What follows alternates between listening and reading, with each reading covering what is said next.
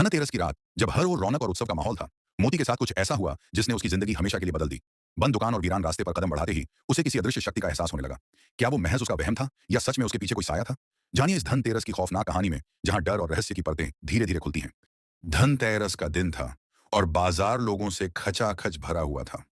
मोती, जो मुख्य बाजार में अपनी छोटी सी सोने चांदी की दुकान चलाता था, दिन भर ग्राहकों की भीड़ से घिरा रहा। सोने चांदी के गहनों की चमक और लोगों का जोश पूरे बाजार में फैला हुआ था। रात ढल चुकी थी और मोती ने दुकान समेटने का फैसला किया।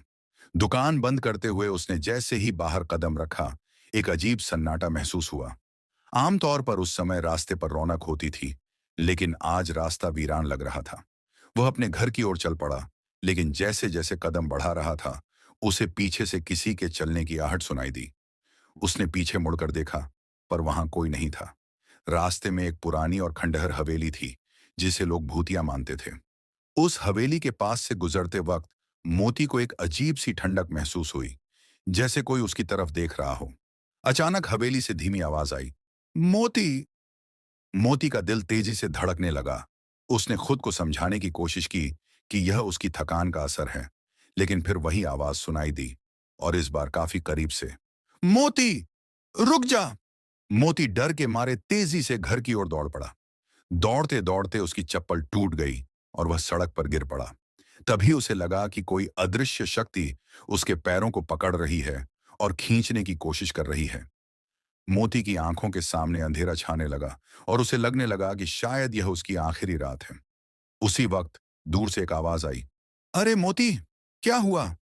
यह सबसे बुजुर्ग और सम्मानित नागरिक बुद्धू चाचा की आवाज थी। चाचा की आवाज सुनते ही वह अदृश्य शक्ति जैसे गायब हो गई। मोती घबराकर उठ खड़ा हुआ।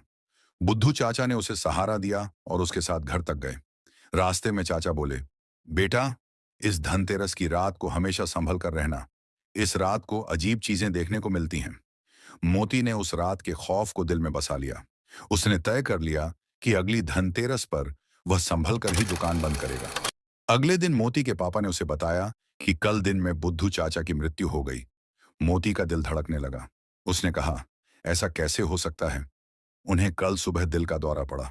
उनकी मृत्यु की खबर सुनकर मैं वहां गया था, पिता ने बताया। मोती की सांसें थम गईं। उसने अपने पिता को कल रात की सारी घटना बताई। पिता ने चिंतित होकर कहा, बेटा, शायद तुमने उनकी आत्मा को महसूस किया।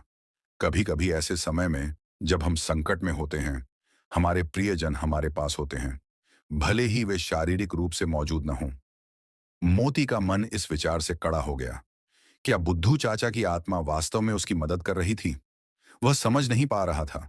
उसने महसूस किया कि वह उस आवाज को सुनकर खुद को कैसे मजबूत बना पाया था। वह समझ गया था कि कभी कभी अनदेखे रक्षक हमारे चारों ओर होते हैं, हमें संकट से बाहर निकालने के लिए। दोस्तों, आपका इस बारे में क्या कहना है? कमेंट करके जरूर बताएं। अगर आपको यह कहानी पसंद आई और आप इसी तरह की और रोमांचक और डरावनी कहानियां देखना चाहते हैं, तो हमारे चैनल को सब्सक्राइब करना ना भूलें। नई कहानियां सबसे पहले देखने के लिए बेल आइकन जरूर दबाएं।